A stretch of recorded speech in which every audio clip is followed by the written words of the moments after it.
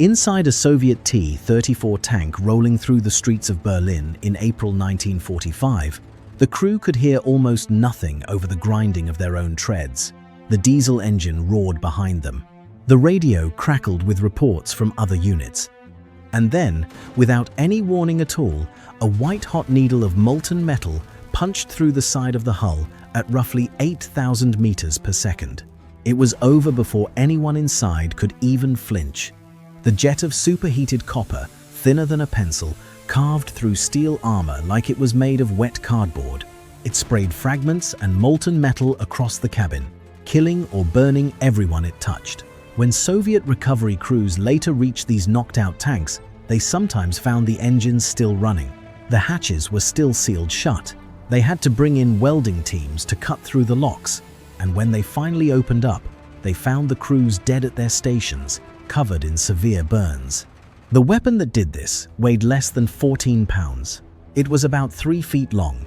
It looked like a steel pipe with an oversized ball stuck on the end.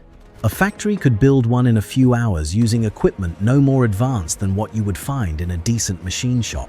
And here is the detail that makes this whole story worth telling. This weapon, the Panzerfaust, cost roughly 15 to 25 Reichsmarks to produce. At wartime exchange rates, that comes out to somewhere between 6 and 10 American dollars. The tank it just destroyed cost well over 100,000. A Tiger tank cost 250,000 Reichsmarks. What nobody knew when the first prototypes were being tested in 1942 was that this cheap, crude, disposable tube was about to change the fundamental math of ground warfare forever. To understand why the Panzerfaust had to exist, you need to understand the crisis German infantry faced on the Eastern Front starting in 1941. When Germany launched Operation Barbarossa and invaded the Soviet Union, the Wehrmacht ran into something that shook them badly. Soviet tanks, particularly the T-34 medium tank and the heavy KV-1, had sloped armor that the standard German anti-tank gun, the 37mm Pak-36, simply could not penetrate. German soldiers started calling the Pak-36 the Army Door Knocker, because its shells bounced off Soviet armor like someone knocking on a door. That is not a joke. That was the actual nickname troops used in the field, and it tells you everything about how desperate the situation had become. Infantry squads would watch a T-34 roll toward their positions and realize they had nothing, literally nothing in their arsenal that could stop it. The T-34's 45mm of sloped frontal armor might as well have been a concrete bunker wall as far as the Pak-36 was concerned. The German military had a real problem on its hands. The Soviets were producing T-34 tanks in staggering numbers, thousands upon thousands, rolling off factory lines that had been relocated to the Ural Mountains, safely out of reach of German bombers. A single T-34 cost the Soviets about 130,000 rubles to build, roughly $24,000 in wartime American currency. That was cheap for a medium tank, and the Soviets knew it. They kept building more. Every month, more T-34 seconds showed up on the front lines than Germany could destroy with conventional anti-tank guns. German infantry divisions, sometimes fielding tens of thousands of men, had almost no reliable way for an individual soldier to stop an armored vehicle at close range. They needed something portable, something cheap, something that any soldier could carry and fire on his own, and they needed it fast. This is where a principle of physics that had been sitting around for decades, mostly ignored by the military, suddenly became the most important idea in weapons design. In 1888, a civilian chemist named Charles Munro was working at the United States Naval Torpedo Station in Newport, Rhode Island. He noticed something strange during his experiments with explosives. When he detonated a block of explosive that had a hollow cavity carved into one side and placed it against a steel plate, the blast did not just dent the plate, it punched a focused hole straight through it. The cavity concentrated the explosive energy into a directed jet. Munro published his findings, and for the next several decades, almost nobody in the military world cared. In 1910, a German researcher named Egon Neumann ran similar experiments, showing that a cone-shaped cavity lined with metal could produce an even more concentrated penetrating jet. Still, no practical weapon came of it.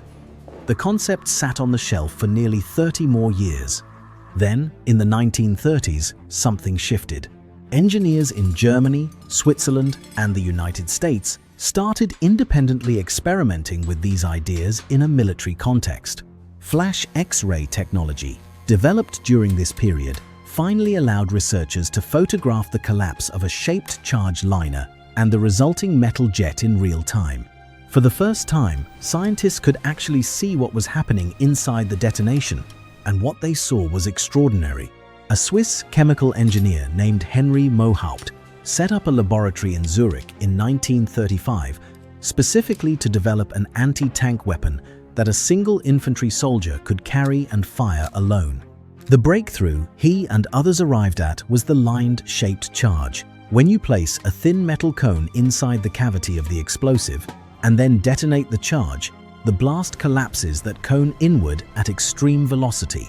The metal liner does not just melt, it transforms into a hypersonic stream of particles, a narrow jet traveling at thousands of meters per second that can penetrate steel armor far thicker than the explosive charge itself.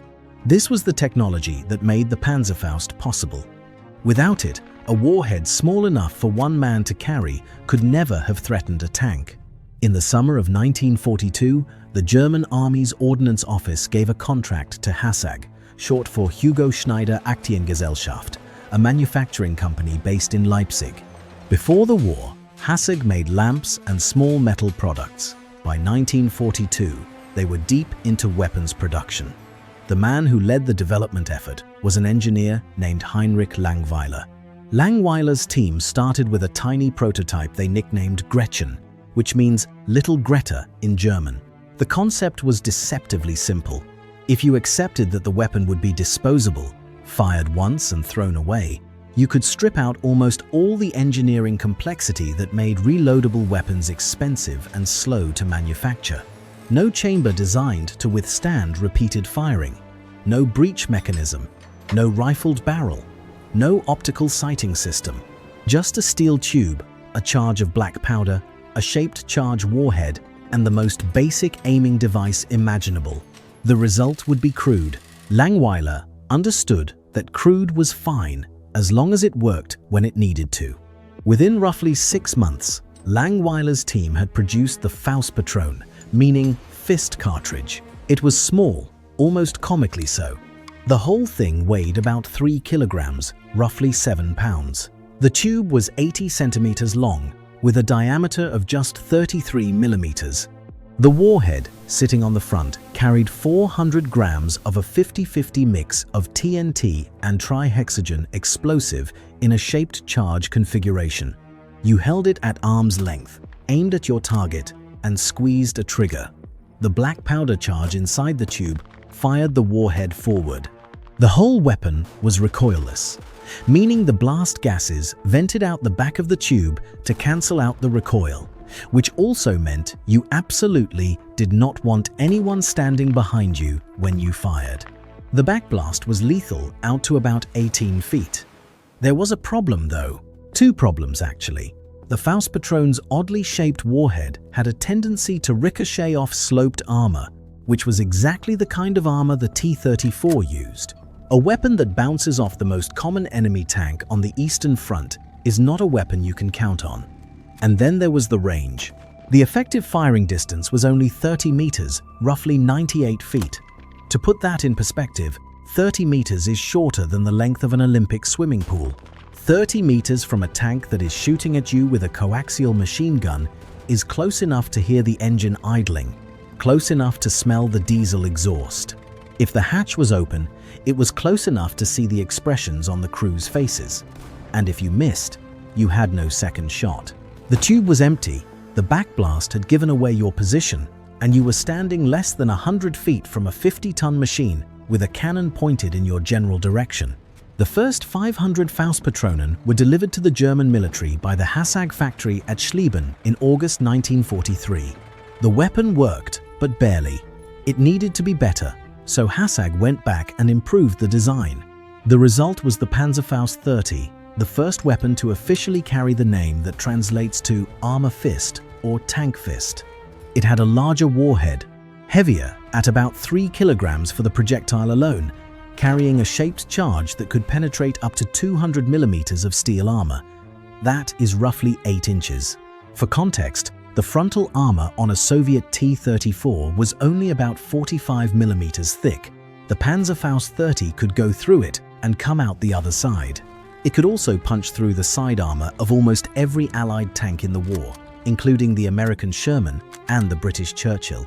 The total weight of the weapon was about 5 kilograms, the length was just over a meter, and the cost to produce one was between 15 and 25 Reichsmarks. At the low end, that is $6. The tube was made from low-grade steel. The propellant was ordinary black powder. The sighting device was nothing more than a small folding leaf sight on the side of the tube. A soldier could be trained to use it in minutes. This decision was enormous, and looking back, it is almost hard to believe how quickly the concept scaled. Between 1943 and 1945, German factories produced over 8 million Panzerfausts across all variants. Let that number land for a second. 8 million units of a weapon that did not even exist 2 years earlier. That is by a wide margin the largest production run of any anti-tank weapon in the entire war. It is also one of the largest production runs of any single weapon type in the entire conflict period. For comparison, the Americans built about 476,000 bazookas. The Soviets produced roughly 1.1 million anti-tank rifles. Germany built 8 million Panzerfausts. The weapon was so simple that factories without any sophisticated machine tools could churn them out. Each one required about 2.5 kilograms of steel and minimal machining. In a war economy that was being bombed around the clock, where raw materials were running short every month, those characteristics were not just useful, they were essential. The Panzerfaust did not stop evolving. The 30-meter version was followed by the Panzerfaust 60, which doubled the effective range and became the most widely produced variant of the entire family. It weighed a bit more, about 6.25 kilograms, and the increased range came from a larger propellant charge.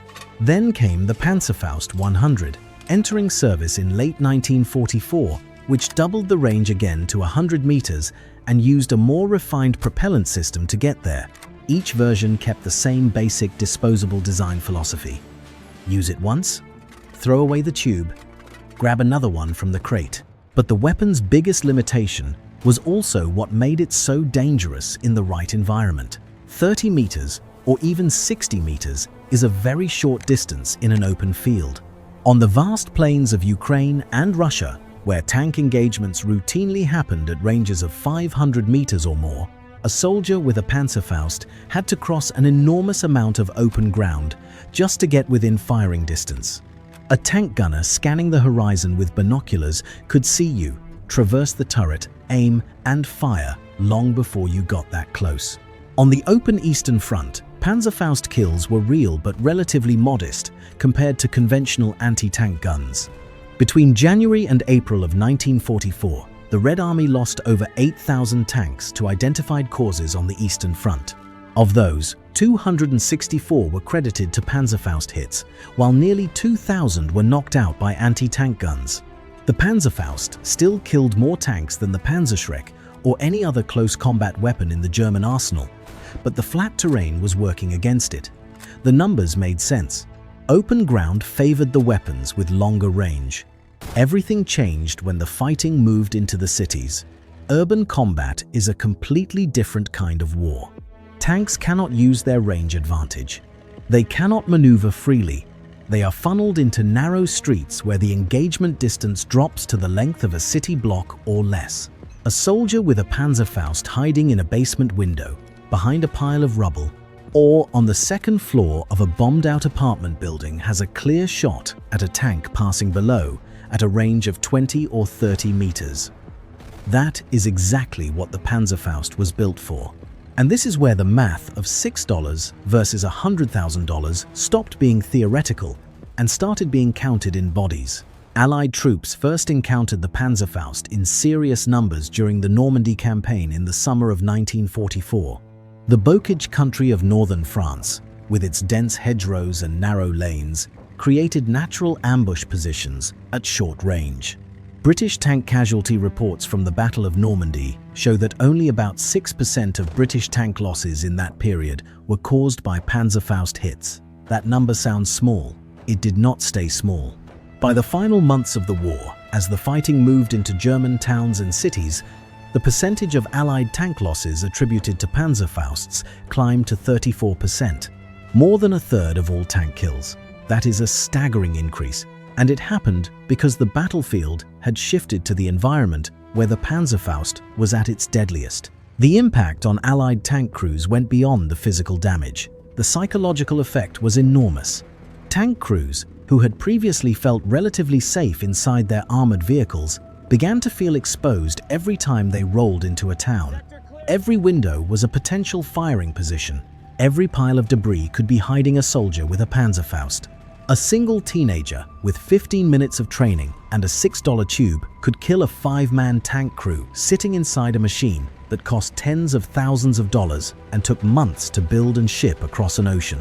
Tanks that lacked strong infantry support became extremely cautious about approaching any kind of cover. Even when infantry was present, a well-concealed Panzerfaust operator could still pop up from a trench or from behind a wall, fire, and disappear before anyone could react. On March 29, 1945, a tank company from the British Royal Tank Regiment was held up for 4 hours by a small German unit armed with Panzerfausts and positioned behind a roadblock. A handful of soldiers with disposable tubes pinning down an entire armored company for half a day. Think about that cost equation for a second. And then came Berlin. The Battle of Berlin, from April 16th to May 2nd, 1945, was the Panzerfaust's final and most devastating chapter. The Soviet forces that attacked the city brought overwhelming firepower. Marshal Georgy Zhukov's First Belarusian Front alone fielded over 900,000 men, more than 3,000 armored fighting vehicles, and nearly 17,000 artillery pieces. The Soviets had stockpiled over 7 million rounds of ammunition for the assault. It was one of the most concentrated applications of military force in human history. The defenders were a patchwork of whatever Germany had left, remnants of battered Wehrmacht divisions that had been ground down over years of fighting, Waffen-SS units, some of them foreign volunteers, police battalions with limited combat training, and the Volkssturm, a national militia created in October 1944 as a last-ditch measure made up of men too old, too young, or too unfit to serve in the regular army.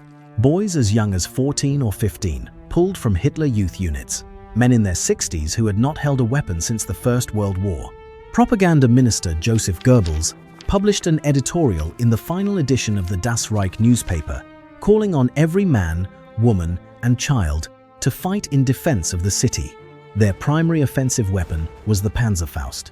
Soviet troops grinding through the streets of Berlin had to adapt their tactics on the fly. They learned quickly that sending tanks down a street without heavy infantry support was a death sentence. German defenders fired Panzerfausts from cellars, from upper-story windows, from holes knocked through interior walls of buildings, so they could fire and then retreat through a series of rooms without ever stepping outside. The Soviets responded by using heavy artillery to blast paths through entire buildings, rather than moving along exposed streets. They began assigning infantry squads specifically to sweep buildings ahead of their armor. They welded bed springs, metal grating, and wire mesh onto the sides and turrets of their tanks as improvised screens, hoping to detonate the shaped charge warheads a few inches away from the main armor instead of directly against it. The idea was that if the shaped charge went off prematurely, the jet of molten metal would lose its focus before reaching the actual hull. Some of these improvised screens helped. Many did not. The Panzerfaust's warhead was designed to detonate on impact, and a bed spring does not always trigger a fuse reliably. Soviet commanders also started assigning submachine gunners to ride on top of tanks, scanning rooftops and windows for anyone holding a Panzerfaust tube. spraying fire at anything that moved. The losses continued anyway. Soviet losses in the Berlin operation were severe. By the time the fighting ended, the Soviets had lost nearly 2,000 tanks and self-propelled guns. Not all of those were Panzerfaust kills, of course. Anti-tank guns, mines, tank-on-tank engagements, and the massive 128mm guns on Berlin's concrete flak towers all contributed. But Panzerfaust kills in the city center were a significant portion of the total, and Soviet after-action reports made that clear. One story from the final days captures the scale of what was happening. On April 29, 1945, a French volunteer in the Waffen-SS named Eugene Vaulot destroyed 6 Soviet tanks in a single day using nothing but Panzerfausts. 6 tanks, 1 man. Hitler personally awarded him one of the last Knight's Crosses of the war for that action. The award was almost meaningless by that point, given that Berlin was days from falling and the entire regime was collapsing around them. But the fact that one soldier with the cheapest anti-tank weapon in the inventory could knock out 6 armored vehicles in 24 hours tells you everything about what the Panzerfaust had become. Germany lost the war. The Panzerfaust could not prevent that, and no one seriously believed it could. 8 million units was an enormous number, but the Allies and the Soviets had an even more enormous advantage in manpower, industrial capacity, air power, and every other measure that decides the outcome of wars fought at that scale. The Panzerfaust was a defensive weapon born from desperation, and desperation alone does not win wars, but the idea behind it survived. And that idea turned out to be one of the most consequential concepts in military history since the invention of gunpowder. After the war, the Soviets studied every piece of German weapons technology they could get their hands on. They had first-hand, painful experience with what the Panzerfaust could do to their tanks, and they recognized immediately that they needed something similar for their own infantry. The Soviet Union had fought the entire war without an effective, handheld anti-tank weapon for individual soldiers. Their anti-tank rifles, the PTRD and the PTRS, were long, heavy, and increasingly useless against modern armor. Soviet engineers took the experimental Panzerfaust 250, a reusable variant that Germany had been developing before the surrender, and used it as the starting point for their own weapon. The result was the RPG-2, which entered service with the Soviet Army in 1949. It was rocket-propelled, had a range of about 150 meters, and could penetrate 180 millimeters of armor. That was enough to destroy the latest NATO tanks of the era, including the American M26 Pershing and the British Centurion. The RPG-2 was widely exported to communist movements and allied nations around the world. It armed both North Vietnamese Army regulars and Viet Cong guerrillas during the Vietnam War, where it proved devastatingly effective against American armored vehicles in jungle ambushes. A weapon that cost almost nothing to produce was destroying vehicles worth hundreds of thousands of dollars, and the pattern that the Panzerfaust had established 20 years earlier was repeating itself on the other side of the world. But the Soviets were not done. In 1961, they introduced the RPG-7, an improved version with a range of 200 meters, a telescopic sight with 2.8 times magnification, and a modular warhead system that could be upgraded over time as armor technology advanced. The RPG-7 was, in many ways, the spiritual grandchild of the Panzerfaust. Same basic premise. Cheap to produce, simple to operate. One soldier carries it.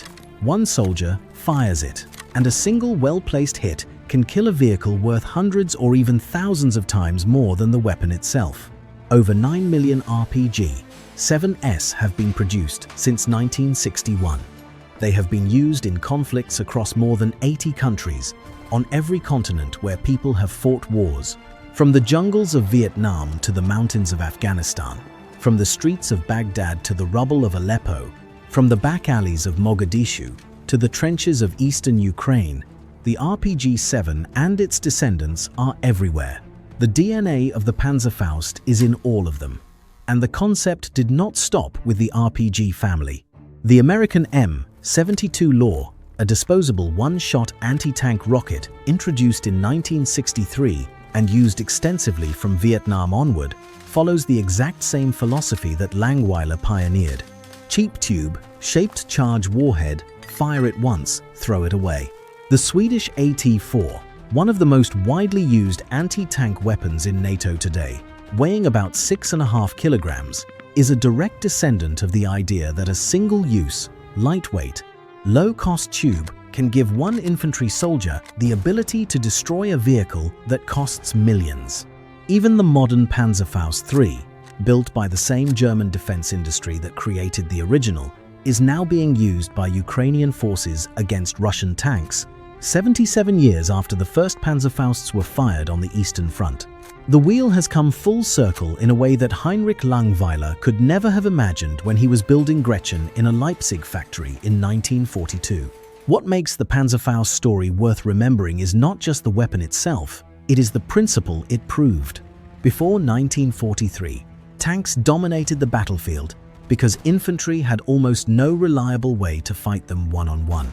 Stopping a tank required a large, expensive, crew-served anti-tank gun, or another tank, or an airstrike.